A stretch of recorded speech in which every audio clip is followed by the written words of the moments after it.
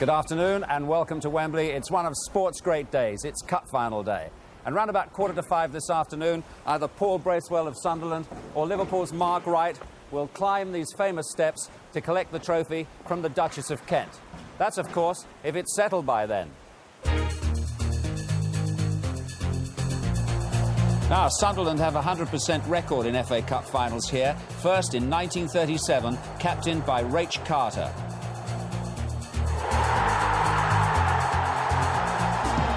Then in 1973, the famous victory over Leeds.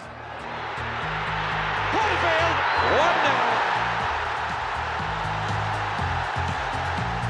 1-0. Liverpool have won the cup here 4 times. In 1965. It's a goal!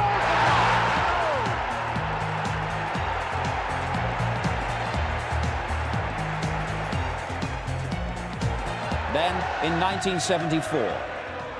Highway, Liverpool showing the party pieces. He wasn't offside. Smith. Yes! King in second. And Newcastle were undressed. The win in 1986 gave Liverpool the cup and league double.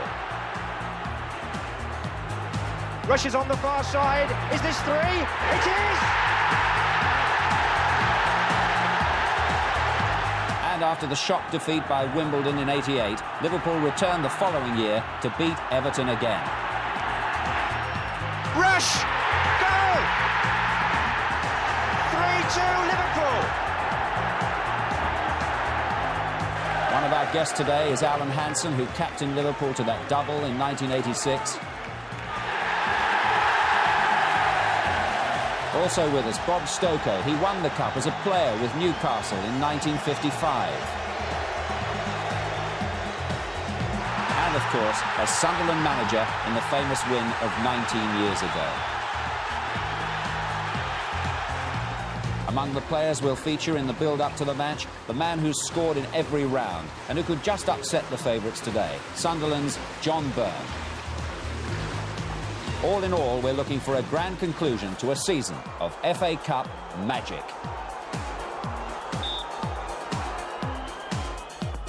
He saved it. It's all over. Southampton are through. And Tim Flowers is quite rightly for me the hero. On the pitch, they are going mad. Portsmouth are in the semi-final for the first time since 1949. Free kick, just on the edge of the penalty area. It's Thomas who takes it. Oh, what a goal, Mickey Thomas! He's done it, the magic little man at the venerable age of 37 has produced a sensational goal. Now, remember those lovely sunny cup final days of recent years? Not today, I'm afraid. It's been raining here all morning. It's continued to rain, raining right now. We hope that perhaps by kick-off time at 3 o'clock it will have stopped. But I can tell you there's quite a few bedraggled figures outside the ground. Lots of fans down from the northeast have arrived early, and it's been raining on them, I'm afraid. But some of the Sunderland fans have drawn sustenance from the fact that the rain's been coming down, because they've been reminding me here this morning that back in 1973, when they had that great victory over Leeds, well, it rained that day too. You remember seeing those shots of Bob Stokoe wearing his mac and his hat at the end of the game there. They're working away on the pitch here at the moment, trying to drain off the water from the top in the middle of the pitch here. But it's clearly going to be slippery this afternoon for the players, and conditions not as good as they have been for the final in recent years. But we're looking forward, of course, to a tremendous match. Now, it seems extraordinary when you think about it that Graham Souness had his heart bypass operation only, what, 3.5, 4 weeks ago, but he's going to be here today. He's going to travel in on the Liverpool team coach. As we understand it, he won't lead the team out. That honour will fall to Ronnie Moran, who's been the caretaker manager, as you know, for the last 4 weeks while Souness has been in hospital. But last night, Graham spoke to Ray Stubbs. Graham, first of all, the question everyone's asking all over the country, how are you feeling? Well, I feel good. The last week I've felt each day that little bit stronger. And right now I feel very good. I'll have a little sleep this afternoon, but I woke up this morning feeling fine. I've travelled down from Manchester this morning, got out of hospital this morning, and right now I feel really good. Obviously determined to go to the game. Yeah, I would. I'd love to go to the game, but as I've said, the last sort of 6 days I felt stronger. Every day I woke up, and I'm hoping it is going to be that way again tomorrow when I wake up. If I feel the same as I do right now, I'll be there. I must ask you, is this against medical advice? No, the doctor. He said in the perfect world would say, no, I'd rather you stayed at home, but he understands the situation, and he has given me permission to be at the game. You're going to try and keep yourself calm? It's not a case of trying, Ray. It's a case I have to understand that. I mean, I think in the past, because of my love for the game, I have been too excited on the odd occasion, but I now understand the situation fully, and from now on, it's not a case of wanting to be different, it's a case of having to be different. Graham, surely this makes you think a little bit differently, makes you reflect on life? Well, yeah, without getting too deeply, I think it makes you realise that the only things that really are important in your life, maybe I've been guilty in the past of maybe taking football too seriously. But I think, you know, your family and the people dear to you are really the only thing that matters in life. Are you aware it's risky coming to the game, that people will make a big thing of it? The media will make a big thing of it. Tomorrow's about Liverpool and Sunderland in the FA Cup final. From our side, it's about us going there and doing ourselves justice, playing the kind of football that Liverpool are famous for. It's not about me. And at the end of it, you could well be the manager of the FA Cup winners. Well, as I said, it's the first time I've been to the FA Cup final. I didn't as a player. I wasn't going to miss it as a manager. Hopefully, as I've said, tomorrow I can wake up, and I feel as I do right now, and I can be there tomorrow. And I just want my team, if they play football as they're capable of, are still the best in the country. And I want everyone to see that tomorrow. Obviously, a lot of people will be watching it from out with the United Kingdom. And I want us to put a real show on tomorrow. Thanks for talking to us. But finally, it's not been an easy couple of weeks for all sorts of things. No, I think I've been made to feel like a serial killer on occasion. And I have to accept mistakes were made. I'm big enough and always have been to hold my hands up and said that if I felt I'd made a mistake, I'd own up to it. And this time I have made a mistake, I've owned up to it. I must say the Graham Souness determination, pride and bravery, and some people would say just stubbornness, is coming through. I want to be at this cup final. I feel well enough to be there. I feel well enough today, hopefully I'll feel the same tomorrow. Thanks for talking to us, we appreciate it. Thanks, Ray. That interview last night, we've heard this morning that he plans to be here today, and he will travel with the team on the team bus a little later on. Now, we've been following both teams as they've been approaching this final over the last couple of days. First, Liverpool, and here's Ray Stubbs again. Thursday, 08:45, and an affectionate Wembley send-off for Steve Nicol. Michael Thomas, the chauffeur. You're next. Oh, go. Hey. Right. See you tomorrow. Bye-bye. At Anfield, Roy Evans was making sure Liverpool would be kitted out correctly. In the famous boot room, Phil Thompson was in charge of footwear. Oh, we have to take match boots, spare match boots, and these are the rubbers, these are the trainer rubbers just going in. The bookmakers say Liverpool are well equipped to win the cup for the 5th time. And with their fans still queuing for tickets, OK, let's go, Graham. Liverpool set out for Wembley. Would you like to know his nickname? Trigger. Explain why your nickname's Trigger. I don't know myself. He's a plank. Rob Jones is the butt of most jokes, but Ronnie Rosenthal can outwit Dean Saunders. If you have a good game in the cup final, you never know, you might get on the England squad this week. Ah, I see. So I'll have to get English passport then. I haven't got any. Why? Why? I'm Israeli. Bruce Grobbelaar was unhappy about roommate Steve Nicol's diet. The only thing I don't like about Chico is his eating habits. There's about 6-pack at Christmas that night, and you can't get to sleep because of this crunching. You know. At their St Albans base, Liverpool started to prepare for the game they have to win to save their season.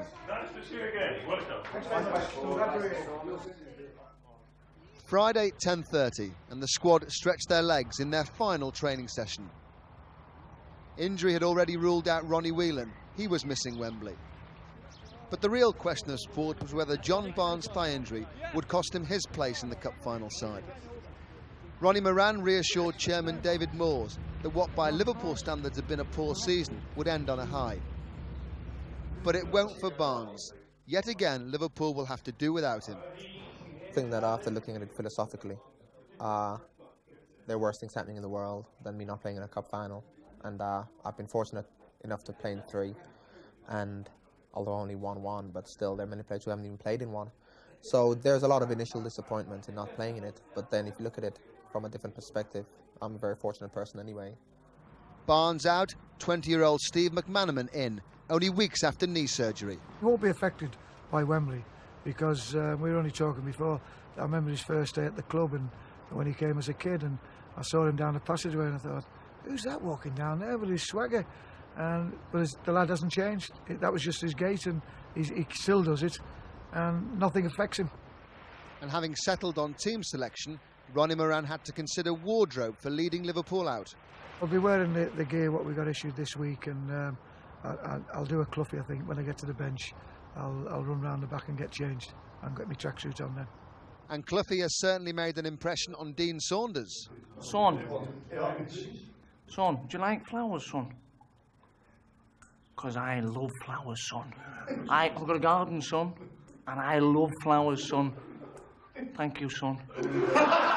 John Barnes' corporate image didn't escape the Saunders treatment. After 90 minutes of sheer hell, playing for England, you need something to get your thoughts past. Isotonic means it's in balance with your body fluids. It gets your thirst past.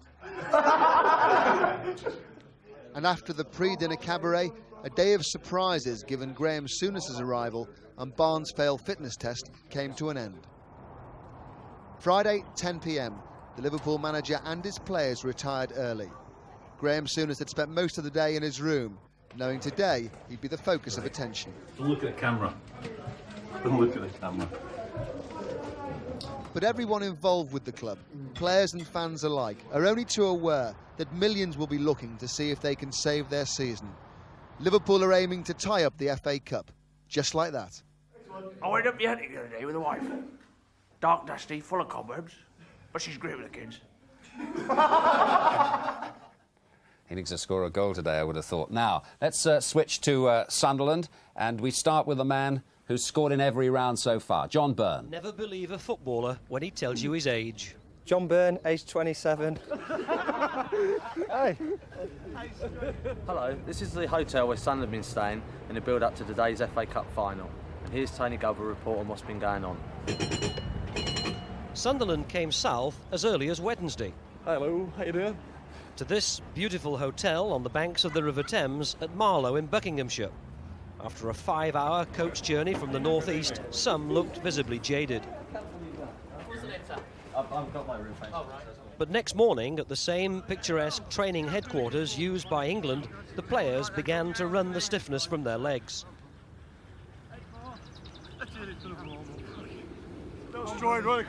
Sadly, not quite a full squad. One spectator left to his own thoughts was fullback John Kay, ruled unfit for the final with a calf injury.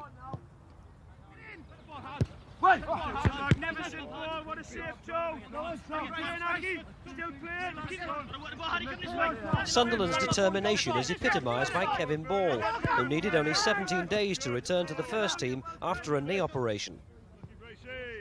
John Byrne, age 28, centre forward. No, again, sorry. John Byrne, age 29, centre forward. With their goal scorer getting older by the second, Sunderland took to the water. An afternoon champagne cruise, perfectly timed on the hottest afternoon of the year so far.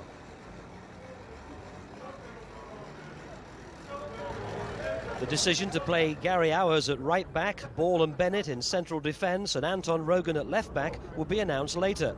But why had they come south a day earlier than teams normally do? Well, we had a good think about it, and we felt that with the passion of our supporters, we might not get a lot done if we stopped at home. So we decided to come down here and just give ourselves a little bit of breathing space.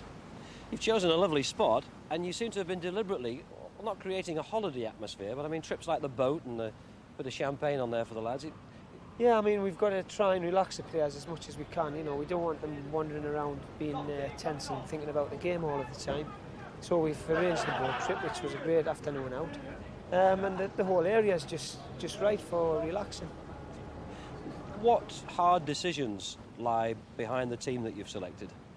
Well, very awkward decisions, you know. I mean, nobody likes to leave a player out of the team, and Paul Hardyman's been left out, and he's done extremely well. But I've got my reasons behind it, but I'd like to keep them to myself, obviously, because it is part of the team game. But, you know, I'm upset about Paul Hardyman being left out, but it has to be done. Another big Saturday is looming soon for Gary Hours. His wedding next month to our ice skater, Joanne Conway. It's at the back of my mind at the minute. I think I'm more nervous about that than the game, you know. Is Joanne coming to the match? Joanne will be at the game. She's a Sunderland supporter now. She's been to a few games and she quite enjoys it. Are you an ice skater? No, no chance. No? Well, the good thing, of course, is that you won't have to face John Barnes. He's not fit and he won't play. Well, I think he heard that I was playing right back and he didn't fancy it, you know. No, joking aside, he's a world-class player and he's going to be a big miss to Liverpool, and if anything, that's going to help us, you know. Is that a relief? I think I'll get a couple of more hours extra sleep tonight now. John Byrne, age 30, centre forward. Oh, hey, stop it, you're messing it up. A significant change in the weather awaited the early risers in Sunderland's breakfast club, who emerged this morning to find that most of the tabloid pundits were predicting a Liverpool win. But there was one burning question of the day still to be answered. How old's John Byrne?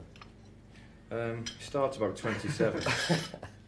And then after about 10 minutes, he's back up to 31. So I think he's 31, Bernie, yeah. I think so. Sunderland are not at all dismayed to wake this morning and find that it's raining, because it rained in 1973 when they beat Leeds, and that, they feel, is one of two very lucky omens. The other one, well, the Duchess of Kent is again presenting the trophy.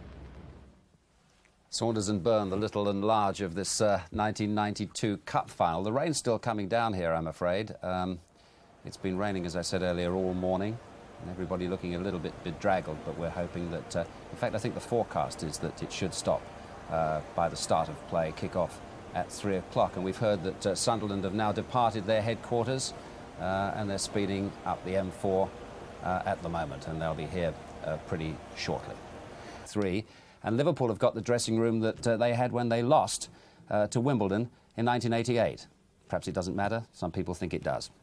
Anyway, of course, we've got lots of people for you to meet here on Cup Final Day. Here's Bob Wilson. Philip Don, FA Cup Final referee. That's something you didn't really expect, is it?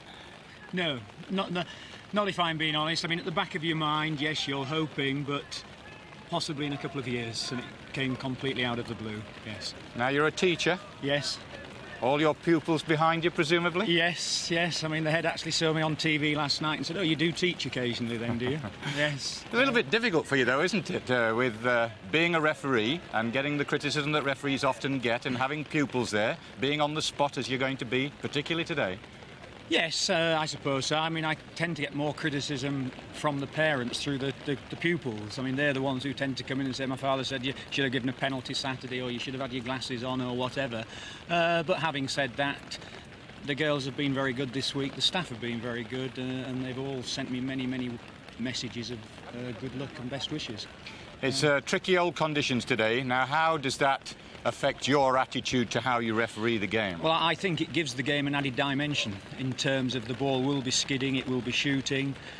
The players will possibly be sliding in, but to a certain extent it may give them a little bit more licence, but then I am the one who's got to determine the intent. It's a difficult, it's a thin line, isn't it? It is that thin line between intent and unintentional, but I think we tread that line in every game we referee. Wonderful day for you, though, isn't it? Yes, certainly is. All I'm waiting for now is 3 o'clock, blow that first whistle and get the game underway. Very best of luck to you, Philip. Thanks very much. Thanks very much indeed. Thank you. Philip Don, today's Cup Final referee. Well, as we progress this afternoon, we're going to look back at the road to Wembley, and we're going to start with round 3, the round when the favourites went out.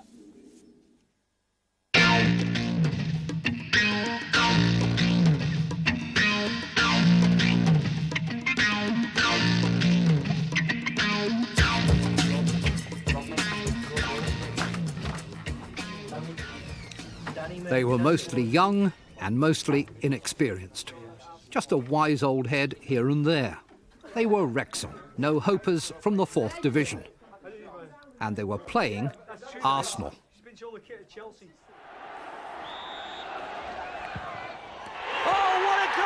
Thomas! 6 minutes left. Watkin. Oh, he scored! Steve Watkin has got a goal! And Arsenal face humiliation.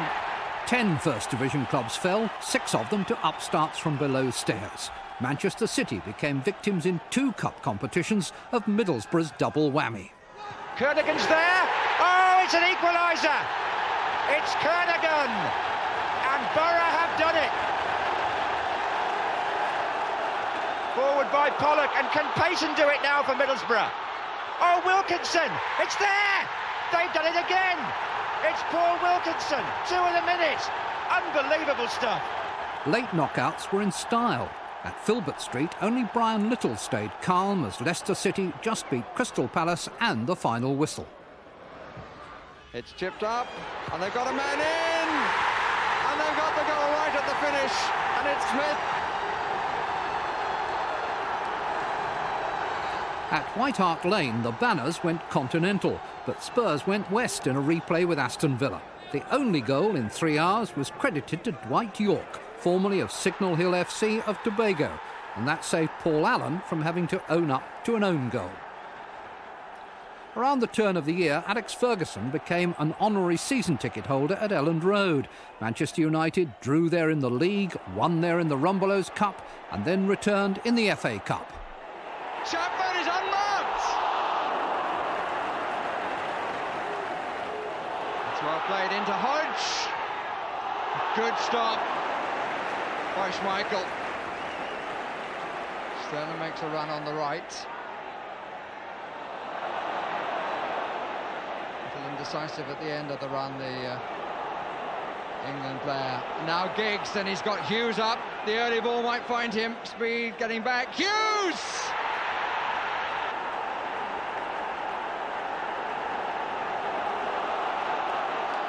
Whitlow. It's a good cross, gave himself a good angle. Clearance off the line. That man, Bannister again. Giggs as calm as you like, but it's not the best of clearances. And the flag rightly stays down. Chapman! While Manchester United remained in touch with a treble, Leeds were left grasping for only 1 prize, and with their leading scorer injured. Eventually, he who smiles seldom laughed last, but that's a different story. In the FA Cup, we were still saying farewell to the last of the non-leaguers. Woking, Crawley, Kettering and Farnborough all went under in round 3. But Farnborough didn't turn up their toes too readily. They played at West Ham twice and lost with honour. It's onside by Reed. Pass was from Baker. Reed, and McCluskey managed to get some part of his body onto it.